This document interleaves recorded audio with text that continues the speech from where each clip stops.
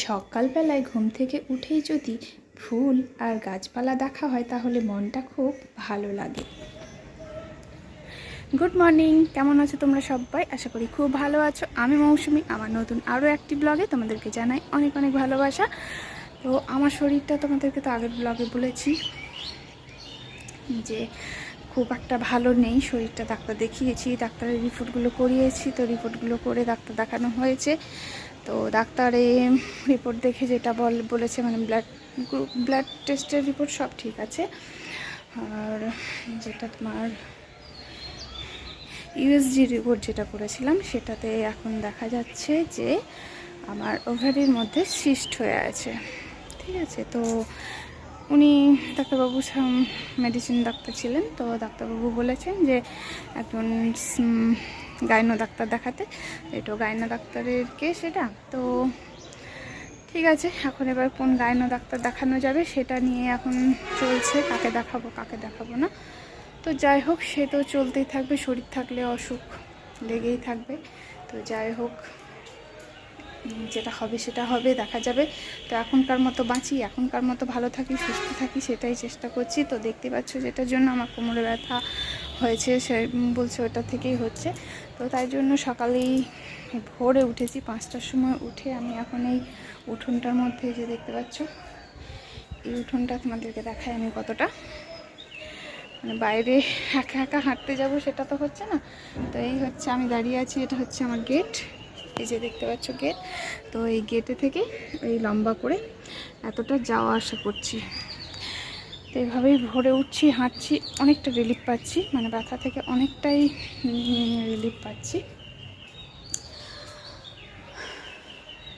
প্রচণ্ড দম লেগে গেছে, মানে অনেকক্ষণ থেকে হাঁটছি তো।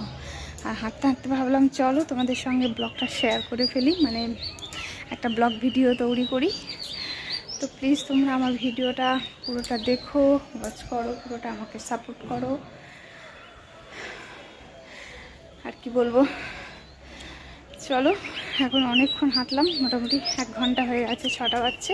তার মাঝে একবার ফুল তুলেছি কেবল গাছে কয়েকটা। তো চলো, দেখা হচ্ছে পরে।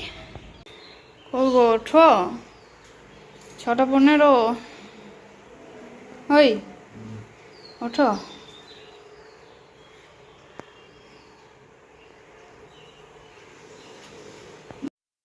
তো ওরা সবাই বিছানা ছেড়ে উঠে গেছে, তো চলো বিছানাগুলো এখন তুলে নেব। আর এই দুটো ঘরের মধ্যে বিছানাতে, খাটে, গদি, এত বিছানা গরম হয়ে থাকছে রাতে যে শোয়া যাচ্ছে না, তাই জন্য ডাইনিংয়েই স্ট্যান্ড ফ্যান চালিয়ে শুয়ে থাকছি। তো ওকে ডেকে দিয়েছি, তো ঘুম থেকে উঠছেই না, আবার এসে এখানে খাটে শুয়ে পড়েছে। ডাকলাম তো বলছে একটু পরে উঠছি, তো ফ্যান চালিয়ে ও এখন ঘুমাচ্ছে। আর এদিকে ছেলেকে দিয়েছি চা মুড়ি খাচ্ছে, আমার চা খাওয়া হয়ে গেছে। তো চলো, এখন চুলে গরমে তেল দিতেই পারছি না, তো কি করব, চুলগুলো একদম সোনপাপড়ির মতো হয়ে গেছিলো। তো ভাবলাম চলো আজকে সকালে আগে চুলে তেল দেবই, তারপরে তো চুলে টুপু করে তেল মেখে নিয়েছি, চুলটা আঁচড়ে ভালো করে টাইট করে বেঁধে নিই। আর এদিকে দেখো, একজনের কাজ নেই তো কি করবে, কাজ খুঁজে খুঁজে যেন বের করে আসছে। চালিয়ে দাও, হ্যাঁ দেখো এসে হাতে দিয়ে দেও না। তো বাইরের গাছটা ছাগলে একবার খেয়ে নিয়েছিল, ছাগলে খেয়েছিল না কিসে খেয়েছিল বলতে পারবো না সত্যি। তো একবার একদম মুড়ো করে খেয়ে নিয়েছিল, তো সেই জন্যই দেখো ঘিরে ঘিরে গাছটাকে তোলা হচ্ছে, বড় করা হচ্ছে। তো অনেকটাই বড় হয়ে গেছে, এখন ফুলে এসছে, ফুল আসবে, ফুল ধরবে আর কি। তো আর যে ফাঁক হয়েছিল, মানে ফাঁকা হয়ে গেছিলো, তো সেই জন্যই আর একটু ঘিরে দিল যাতে মুখ মানে মুখ ঢুকিয়ে খেয়ে নিতে না পারে কিছুতে। তো সেই জন্য ও ভালো করে এখন এই বস্তাটা দিয়ে ঘিরে দিল। আর প্রচণ্ড রোদ, আমি থাকতে পারছিলাম না, তো আমি বললাম আমি চললাম। আর এদিকে বিকেলবেলায় দেখো এখন চা বসিয়ে দিয়েছি, আর পাঁপড় ভাজলাম কয়েকটা, কারণ বাবা মুড়ি খাবে। মুড়ি দিয়ে মানে ছোলা ভিজিয়ে রাখি, অন্যদিন ছোলা ভেজে দিয়ে বাবা মুড়িটা খায়, তো আজকে ছোলাটা ভেজাতে ভুলে গেছিলাম। তো সেই জন্যই কয়েকটা পাঁপড় ভেজে দিলাম, মুড়ি দিয়ে খাবে। আর আমি এদিকে হাতে নিয়ে চলে এলাম দুধ পাঁপড়।